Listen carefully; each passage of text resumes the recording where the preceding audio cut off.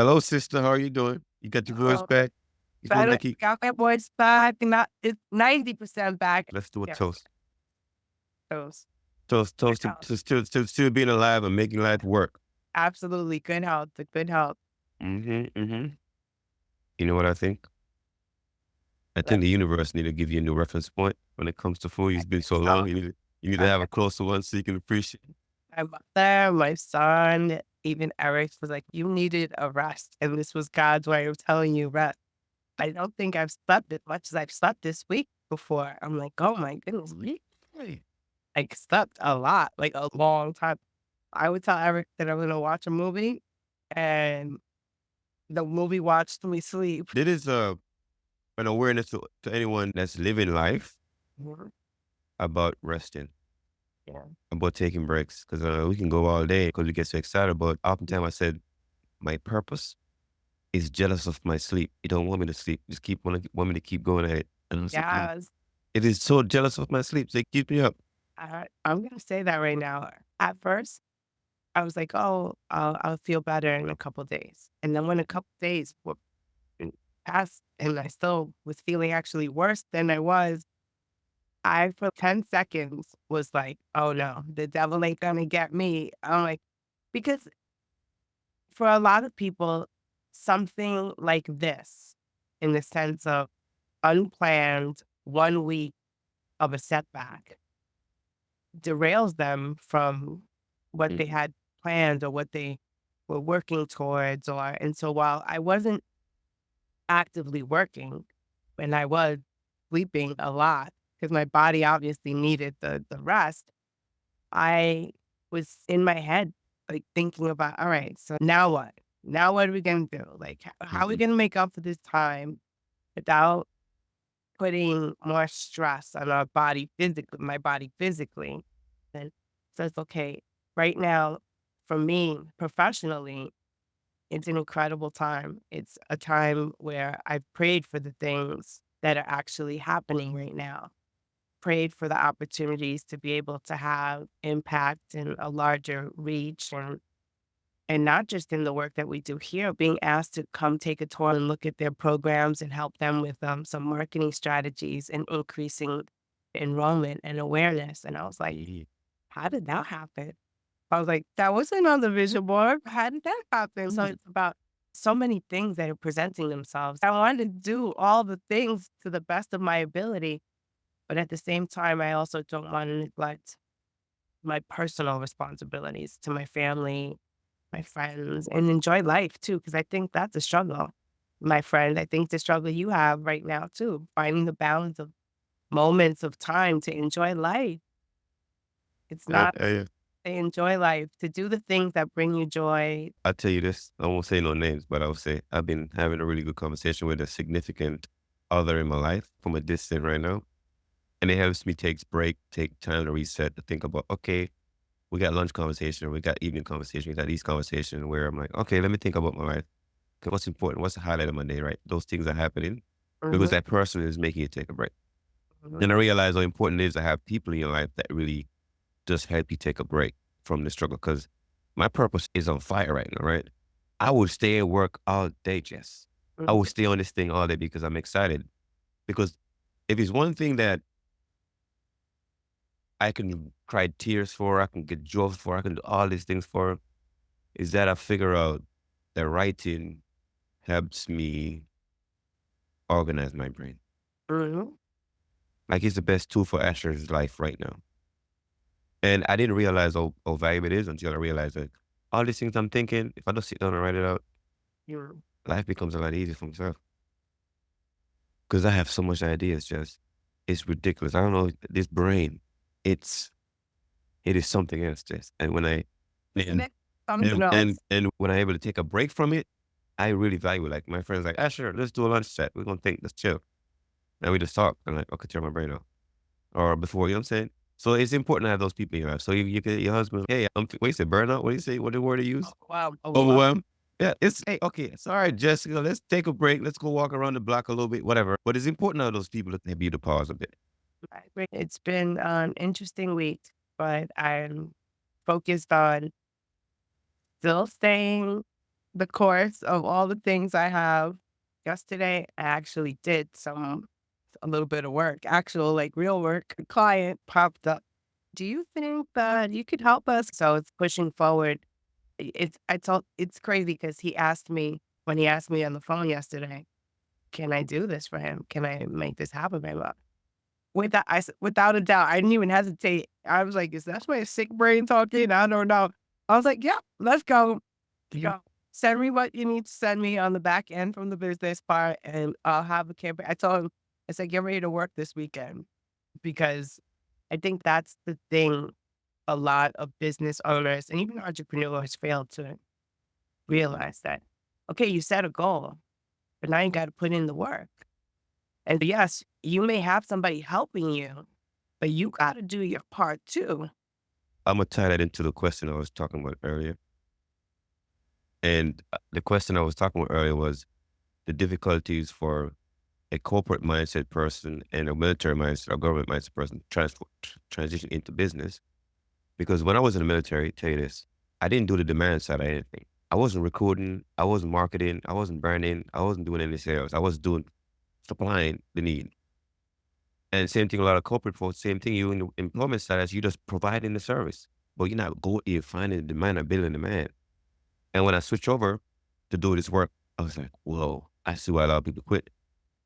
Because I love creating my thing, but I gotta create demand for it. Right? I gotta find a way to get people to like want it, the desire for it. I gotta build that up. And that's the part that people run into and they quit. But that stuff you don't learn when you do your regular job or even the government, because you never see that side of it. But that's the side of it, that's that very important side of it when you switch over to being an entrepreneur.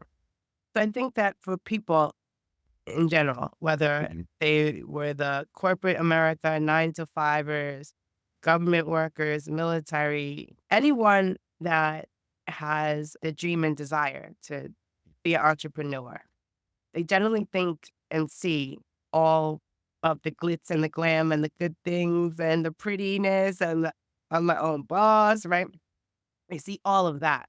What they don't see is all the stuff that it requires to mhm, get there. It also, people see generally someone's end result, which is mhm, success, right?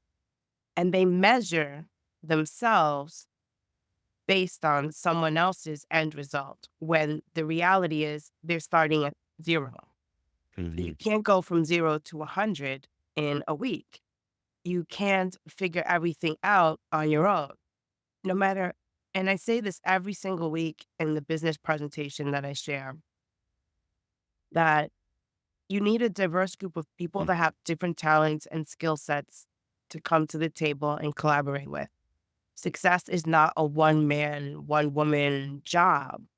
I think that when we realize this, then we see success, we see entrepreneurism, we see being in business for ourselves much differently. Because mhm, if you think about your dreams, Asha, what mhm. you want to do, what you're working towards doing, can you accomplish them on your own by yourself? I wouldn't want to either, because it's not fun. It's like getting to eat by yourself every day. It's all right, but still, I wanna have people on the table when I'm eating. Right? Mhm. Just like I want this dream to happen, but I wanna do it with other people because that's the only way I get to celebrate and feel like, "Oh, this thing is useful to other people." Give me all these acres, I can plant all these trees, graze all these fruits, nobody eats it. Like, what purpose does it serve? No birds come to eat it, no animals come to eat it, nothing get to feed from it. It's not worth it.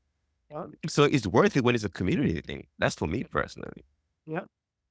I think that not focusing on the end results, having a goal, which is the end, right? Result. Mhm, And in my opinion, the goal should always get bigger and better and more. And so there is never really an end, but it's focus on where you are now, what you need to do, what you need to learn how to do. Who do you need to be in your mhm, inner circle? Not everyone gets that privilege, right? People that are going to call you out when you need to be called out, people that are going to cheer you on when you need to be cheered on.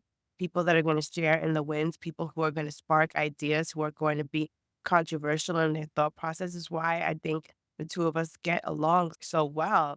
We started off initially as me coaching you, and it's evolved to so much more. And thinking from the perspective of where we started and where we are and where we're going, it's we haven't even gotten anywhere near the middle yet. We're not even at the good Mm. stuff. And so it's incredible to think that someone thinks, "Oh, they started a podcast from what they were doing. They achieved their success, their goal." I'm like, "Hell no. I got a lot to do at Hashem. That isn't even the starting point. That is That's pre-start. yeah, that's like the pre-start." But I think that people don't realize that you need to, yes, be better, do better, whether it's on a personal or professional level. But when you're an entrepreneur, you need to realize it's not the glitz and the glam. It's staying up till 3 in the morning, team no sleep sometimes because you got to do what you got to do. No one's going to come in and rescue you and save the day. If you want this to happen and to be real, then you need to put in the work. It doesn't mean that you're going to work till 3 a.m. for always and forever.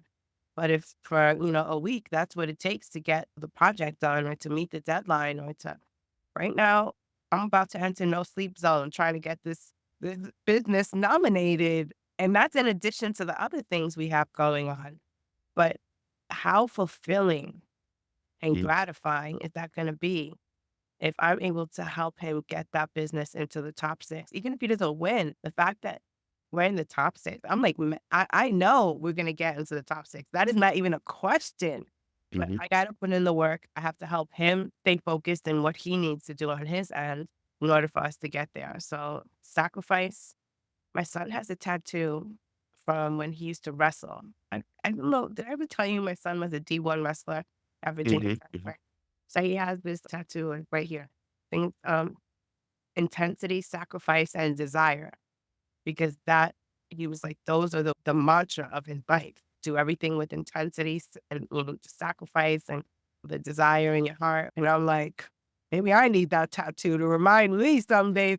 And he has it so that he like looks at it. I'm like, I need something here. Like, get your ass going, something.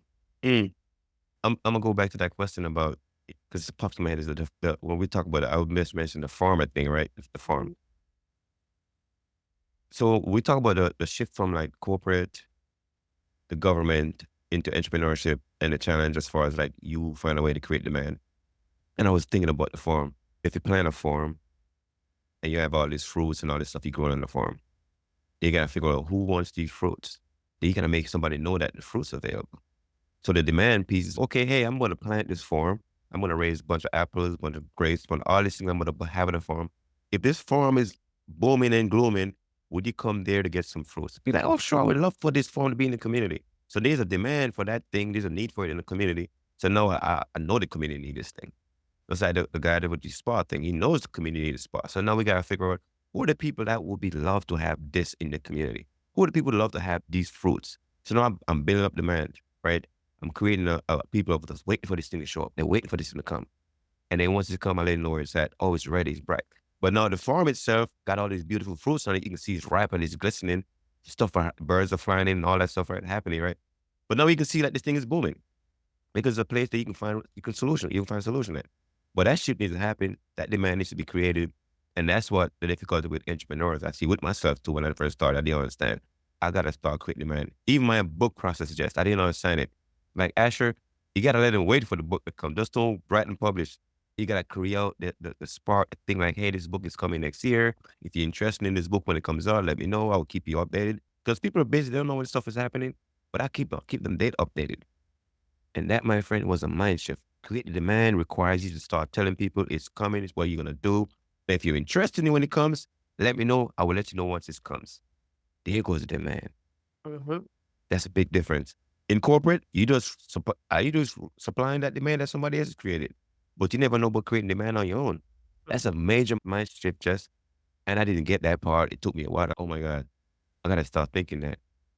How do I create demand? When I get people waiting on this thing, what I make them want interested in, like when it comes, actually let me know. I want to try it out. I'm curious now. That's that takes a different kind of mindset, Jess. It takes a different mindset. It takes resilience Mm. because you're gonna try, you're gonna fail, you're gonna try, you're gonna halfway fail, you're gonna Yeah. try again, and that all People that gonna reject you. They're gonna, I have no interest in. Okay, that's cool. yeah, Hmm. and it's all good, but you need to be resilient and steadfast in knowing that if you put in the work, you stay faithful to what it is that you want, you remain authentically you, you are transparent and do whatever it is from a good place, you know, Hmm. ultimately being of service to others. It'll work out, in my opinion, God's perfect time. I think that this past week for me, and we're going to take it home with closing out today's episode of Idea Tennis with Ashley and Jazz, the flu This the flu version. This one flew by in a short minute. coming to you authentically on day 5 of the horrible flu. You've been down. You've been down this week, Jess. I'm like, God damn, Sister Jess is.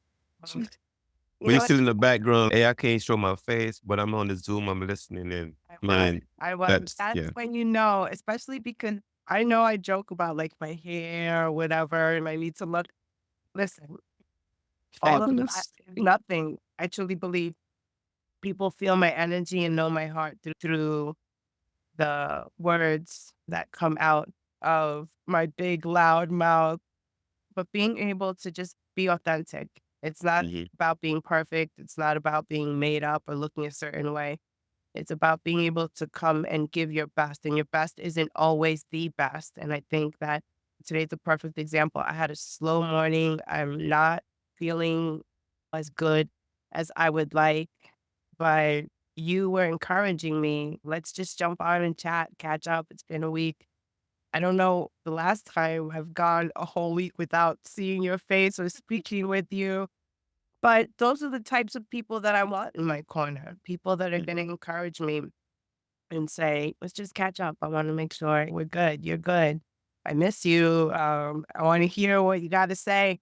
Those are the people I want in my circle, and those are the people that I want our people, our audience listening to us week after week, to have those types of people in their life, to realize that as a community, we are all so much better off, and especially this time of year, being able to be Hmm. thankful and surround ourselves with people that wanna be with us. And if you don't have people like that in your life, go out and find them. There are people out there that are waiting for you to arrive in their circle. You just have to put yourself out there and say, "I'm looking to be part of a community and add value and receive value." And your people will show.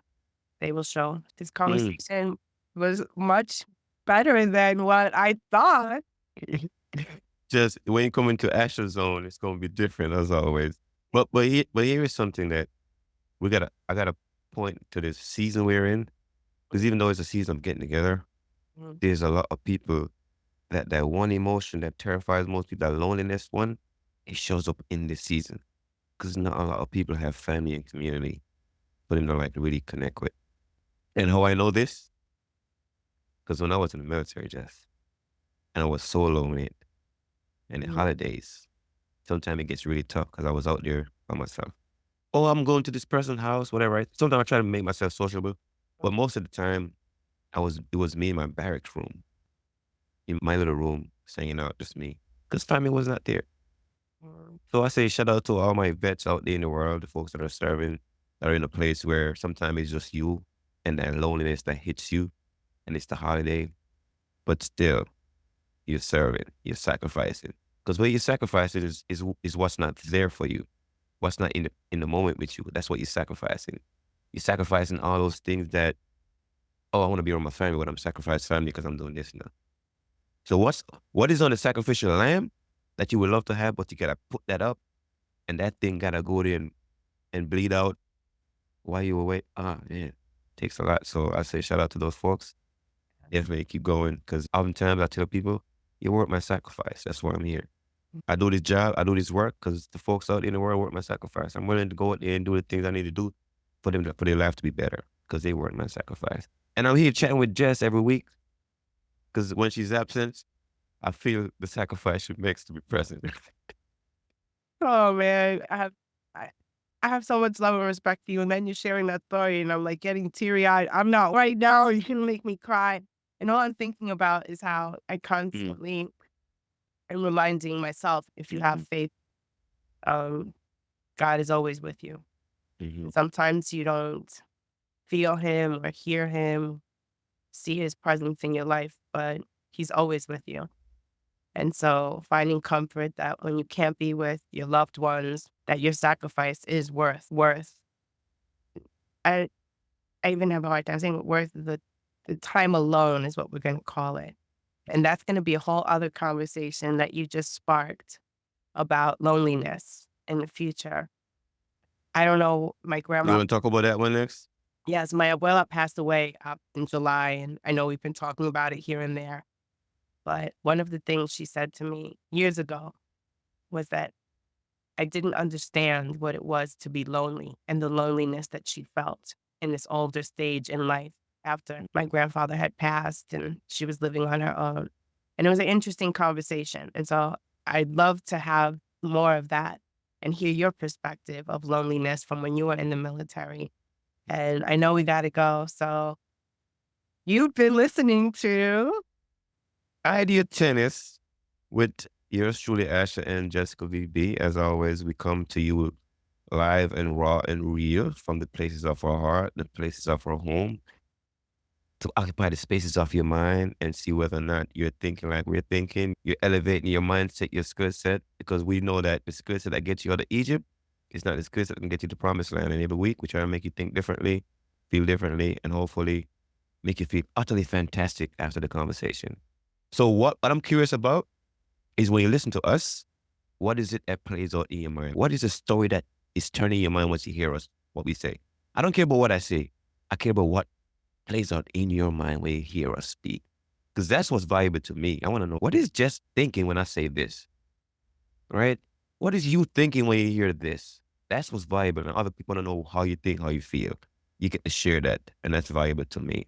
How about you, Jeff? I agree. Knowing that people are listening and that they're taking away something, whether it's a little humor that we impart in their day, or some food for thought, or really having a perspective on the question of the week and thinking about things differently because of our conversation. I think that's really what the whole purpose of Idea Tennis is, to get people to think differently and to think that in a way that is provocative and Somewhat controversial, controversial a little bit. but still, yeah, still feed Oh, your soul. yeah, absolutely. So I'm grateful that you gave me the little nudge for today, even though, like I said, I was down with the flu, but I'm back. Mm-hmm. Back. So where can they find you, Asher? Asher.ra.sta on Right. Instagram. Yeah, yeah.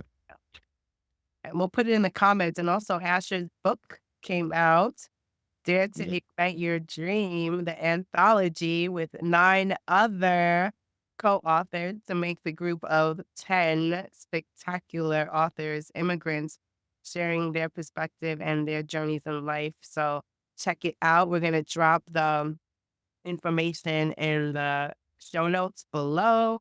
And you could find me on Instagram at Success is Your Reward with Jess.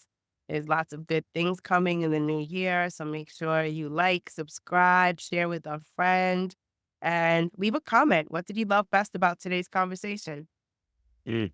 And last thing, let me add this. So lifechangingwisdom.com is also my main home base.